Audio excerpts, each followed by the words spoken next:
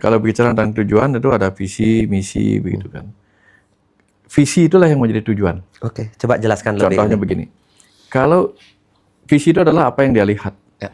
Kalau dia benih jagung, yang dia lihat dirinya tumbuh seperti pohon jagung, itu visinya. Benih mangga melihat dirinya tumbuh seperti pohon mangga, seperti induknya. Nah, kalau kita datang sebagai benih roh dalam tubuh ini, tempat kita bertumbuh ini tentu yang menjadi visi kita adalah bagaimana kita menjadi seperti induk kita, yaitu seperti Tuhan. Ya, kan itu tujuannya. Makanya pada akhirnya kita dalam doa-doa juga semoga nanti kembali kepada Tuhan, menjadi seperti Dia, moksa dan sebagainya. Tetapi bagaimana kita bisa kembali seperti Dia kalau tidak bisa mencapai visi dan tujuan kita dengan misi-misi tertentu? Nah, setiap benih pohon itu untuk mencapai visinya menjadi seperti induknya, maka dia pasti melakukan misi. Misi pertama, benih itu jatuh ke bumi, menyerap isi bumi bagi nutrisinya. Nah, kita ini misi kita jatuh ke bumi ini menyerap cita-cita kehidupan ini untuk kita bertumbuh kan. Menyerap nutrisi untuk tubuh kita, menyerap pengetahuan untuk pikiran kita, menyerap kesadaran untuk jiwa kita. Itu cara kita mencapai visi dan misi kita. Baru sepanjang kalau itu dijalankan dengan benar, kita akan mencapai apa yang dikenal sebagai jagat hita.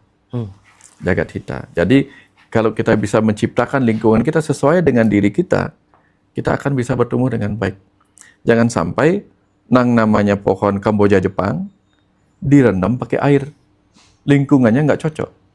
Jangan sampai pohon teratai lingkungannya dibuat kering, mati dia karena dia pohon air yang hidup di air. Nah, lingkungan kita apa? Jangan sampai kita salah berada di lingkungan.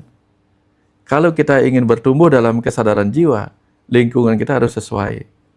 Kalau kita peran kita, saya ingin mencapai diri saya seperti ini lewat jalan bisnis gitu misalnya, hiduplah di dunia bisnis yang membuat kita menjadi pribadi pebisnis yang juga mencapai kesadaran itu. Tapi kalau kita bekerja sebagai pemerintah, ingin menjadi Tuhan dalam konteks guru wisesa yang punya kuasa, hiduplah dalam lingkungan pemerintah yang memiliki kejujuran, sifat-sifat ketuhanan lah. Gitu.